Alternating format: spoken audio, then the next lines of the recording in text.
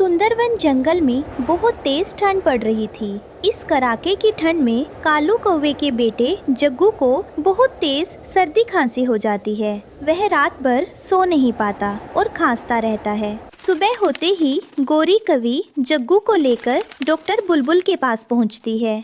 Doctor बुलबुल, देखिए ना, मेरे जग्गू को कल से बहुत तेज खांसी है। ठंड के मारे ये रात भर सो नहीं पाया। प्लीज इसे अच्छी सी दवा दे दीजिए।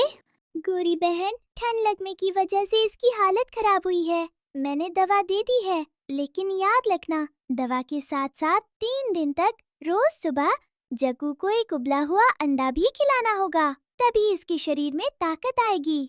ठीक है डॉक्टर, मैं इसे रोज उबला हुआ अंडा दूंगी। गोरी कवि दवा लेकर घर आती है और अपने पति कालू कौवे पर चिल्लाने लगती है। कालू कौवा आराम से घोंसले में बैठा था। कालू जी, डॉक्टर ने कहा है कि जग्गू को ठीक करने के लिए 3 दिन तक रोज एक उबला हुआ अंडा देना है। जाओ जल्दी से बाजार जाकर चाचा कबूतर की दुकान से अंडा लेकर आओ। मगर गोरी, मेरे पास तो आज एक भी पैसा नहीं है। दुकान से अंडा कैसे लाऊं? मुझे कुछ नहीं पता, मेरा बेटा बीमार है और तुम्हारे पास पैसे नहीं है। तुम एक अंडा तक नहीं ला सकते। जाओ कहीं से भी अंडा लेकर आओ। गोरी की डांट सुनकर कालू कौवा परेशान होकर उड़ता है और चाचा कबूतर की दुकान पर पहुंचता है। चाचा कबूतर, एक अंडा कितने का दिया? कौवे भाई, ठंड बढ़ने की वजह से अंडे बहुत महंगे हो गए हैं। एक अंडा पूरे 20 रुपए का है। 20 रुपए? ये तो बहुत महंगा है चाचा। मेरे पास अभी पैसे नहीं हैं। क्या मुझे एक अंडा उधार मिल सकता है? मैं कल पक्का पैसे दे जाऊंगा। नहीं कौवे, देखो मैंने बोर्ड पर साफ साफ लिखा है, उधार बंद है। मैं किसी को उधार नहीं देता। पैसे लाओ और अंडा ले जाओ। कालू कौवा निराश होकर वहाँ से उड़ जाता है। वह सोचने लगता है कि बिना अंडे के घर गया तो गोरी उसे बहुत डांटेगी। तभी उड़ते हुए उसकी नजर तोते के घोंसले पर पड़ती है। तोता उस समय घोंसले में नहीं था और वहाँ एक सुंदर सा अंडा रखा हुआ था। अगर मैं ये अंडा चुपके से चुरा लूं तो मेरा काम भी हो जाएगा, जग्गू भी ठीक हो जाएगा और गोरी की डांट भी नहीं सुननी पड़ेगी। कालू कौवा इधर उधर देखता है और मौका पाकर तोते का अंडा अपनी चोंच में दबाकर वहाँ से तेजी से भाग जाता है। वह घर पहुंचकर अंडा गोरी को दे देता है। अरे वाह, आप इतनी जल्दी अंडा ले भी आए। कहाँ से लाए? मैं चाचा कबूतर की दुकान से ही लाया हूँ।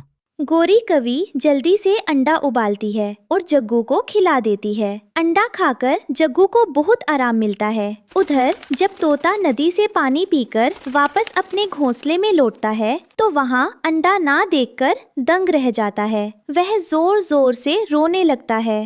हाय, मैं बर्बाद हो गया। मेरा अंडा कहाँ गया? कोई जालिम मेरा अंडा चुरा कर ले गया। तोता रोता हुआ सीधे रानो चिड़िया के पास जाता है। रानो चिड़िया जंगल की सबसे समझदार और मददगार चिड़िया थी। क्या हुआ तोते भैया, आप इस तरह रो क्यों रहे हो? रानू बहन, मैं थोड़ी देर के लिए नदी पर पानी पीने गया था। जब वापस आया तो मेरा अंडा गायब था। हमारे जंगल में कोई अंडा चोर आ गया है। हमारे जंगल में तो आज तक कभी चोरी नहीं हुई। आप चिंता मत करो तोते भैया, मैं उस चोर को जरूर पकड़ूंगी। कालू कौवे को चोरी का यह रास्ता बहुत आसान लगने लगा था। अगले दिन वह फिर उड़ता है और एक दूसरे पक्षी के घोंसले से एक और अंडा चुरा लाता है। उधर गोरी कवि रानू चिड़िया के पास आकर घमंड से बातें करने लगती है। पता है रानू, मेरा जग्गू अब काफी ठीक है। मैं उसे समय पर दवा भी दे रही हूँ और कल से रोज सुबह उबला हुआ अंडा भी खिला रही हूँ।